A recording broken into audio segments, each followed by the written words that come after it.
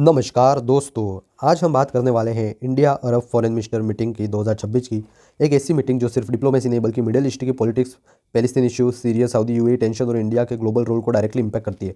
सो अगर आप सोच रहे हो कि इंडिया अरब कंट्रीज एक के साथ इतना एक्टिव क्यों हो रहा है, फिलिस्तीन इस मीटिंग से क्या एक्सपेक्ट कर रहा है और इनका इंडिया को क्या फ़ायदा होगा, तो वीडियो को एंड तक जरूर देखिएगा क्योंकि सिंपल शॉर्ट में हम आपको समझाने वाले हैं। इंडिया अरब फॉरेन मिनिस्टर मीटिंग क्या है दोस्तों? ये मीटिंग सभी 22 अरब कंट्रीज़ के पार्टिसिपेशन के साथ हो रही है।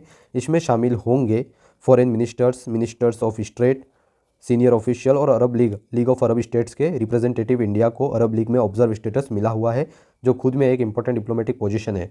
मीटिंग से पहले 30 जनवरी 2026 को 4th इंडियन अरब सीनियर ऑफिशियल्स मीटिंग भी हुई जिसमें ग्राउंड वर्क तैयार किया गया। कितने अरब मिनिस्टर आ रहे हैं इंडिया में फाइनेंस के, फॉरेन के?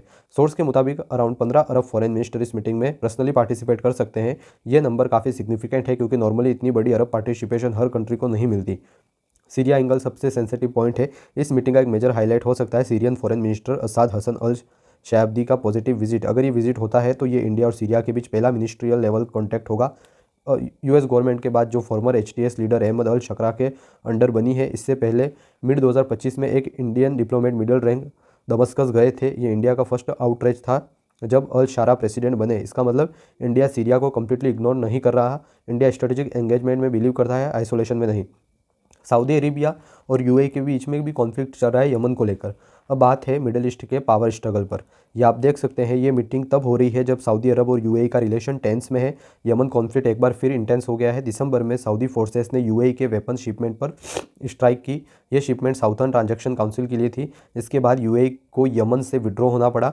मतलब अरब वर्ल्ड के अंदर यूनिटी कमज़ोर हो रही है। पावर ब्लॉक्स अलग अलग डायरेक्शन में जा रहे हैं। Changing alliance in West Asia. Recent months में सऊदी अरेबिया ने पाकिस्तान और तुर्किया के साथ क्लोजनेस बढ़ाया है। यूएई ने इसराइल के साथ टाइज और स्ट्रॉन्ग किए हैं और यहीं पर इंडिया एक न्यूट्रल बट रेस्पेक्टेड प्लेयर के रूप में उभर रहा है।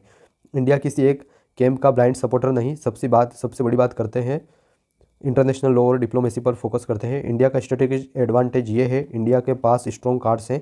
इसराइल का ट्रस्टेड फ्रेंड होना, फिलिस्तीन का long term supporter, Arab world को रिलायबल इकोनॉमी और डिप्लोमेटिक पार्टनर। इसी वजह से अरब कंट्रीज इंडिया को एक ब्रिज बिल्डर के रूप में देख रहा है। फिलिस्तीन इस मीटिंग से क्या एक्सेप्ट कर रहा है, ये आप देख सकते हैं। फिलिस्तीन के फॉरेन मिनिस्टर हैं डॉक्टर वर्सीन अकबेगन शहीन ने इस मीटिंग को एक्सट्रीमली इंपॉर्टेंट प्लेटफॉर्म बताया। उनके अकॉर्डिंग इंडिया और अरब कंट्रीज फिलिस्तीन इश्यूज़ पर ओपन डिस्कशन कर सकते हैं। इंडिया एक इंपॉर्टेंट ग्लोबल प्लेयर है।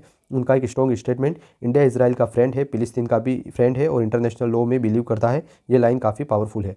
India as a peace facilitator. फिलिस्तीन के मानना है इंडिया दोनों साइड को एक टेबल पर ला सकता है। शहीन ने कहा है इसराइल लेजिटिमेट है, फिलिस्तीन ने उसे रिकॉग्नाइज़ किया और फिलिस्तीन को भी फुल्ली लिजाइटमेंट रिकॉग्निशन चाहिए। इंडिया इस प्रोसेस में हेल्प कर सकता है। मतलब इंडिया मीडिएटर नहीं बट मोरल इन्फ्लुएंसर बन सकता है। बिगर पिक्चर, इंडिया की फॉरेन पॉलिसी भी शिफ्ट हो रही है। इस मीटिंग से एक बात क्लियर हो जाती है, इंडिया अब सिर्फ साउथ एशिया तक लिमिट नहीं रहा। India actively West Asia diplomacy में लीडरशिप रोल के लिए आ रहा है, जिसमें energy security, trade routes, Indian diaspora, geopolitical balance, सब चीज़ें यहाँ कनेक्टेड हैं। तो कंक्लूजन अब इस वीडियो से ये निकलता है।